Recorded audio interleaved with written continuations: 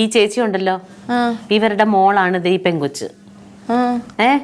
ഇവര് 5 കൊല്ലം മുമ്പ് 3000 രൂപയ്ക്ക് ഒരു ഇത് തുണി ഇങ്ങനെ ഓൺലൈനില് ബൊട്ടീക്ക് അത് തുടങ്ങി. 5 കൊല്ലം മുമ്പ് 3000 രൂപയ്ക്ക്. ഇന്നവർക്ക് അവരതും കൊണ്ട് ജീവിക്കണം. കുറേ പൈസ ഉണ്ട്. അതായത് ആ പെങ്കൊച്ചാണ് അതിനു വേണ്ടിയിട്ട് അവരെല്ലാത്തിനും സഹായിച്ചത്. മനസ്സിലായ? അതിനെന്താ? അതിനൊന്നുമില്ലേ?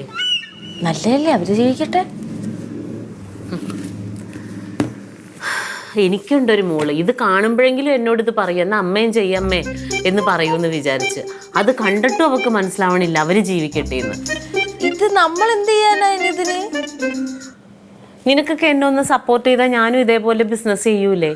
എന്ത് തുണി ബിസിനസ്സോ? എന്താ, ഞാൻ തയ്ക്കണ ഒരാളല്ലേ. ഒരു 3000 രൂപ ഉണ്ടെങ്കിൽ എനിക്ക് ചെയ്യാൻ പാടില്ലേ ഈ ബിസിനസ്? അമ്മയ്ക്കും കൂടി ചെയ്യാം. അമ്മ നന്നായി തയ്ക്കണതല്ലേ, അമ്മയ്ക്ക് തുടങ്ങാൻ പാടില്ലേ? അതെങ്ങനെയാ? ഞാനിവിടുത്തെ വേലക്കാരി. ഞാൻ നിങ്ങൾക്കൊക്കെ വെച്ച് വിളമ്പി തന്ന് നിങ്ങളുടെ തുണിയും കഴുകി ഇവിടെ ഇങ്ങനെ ജീവിച്ച് മരിച്ചോളണം. അപ്പൊ അതായിരുന്നു മനസ്സില്.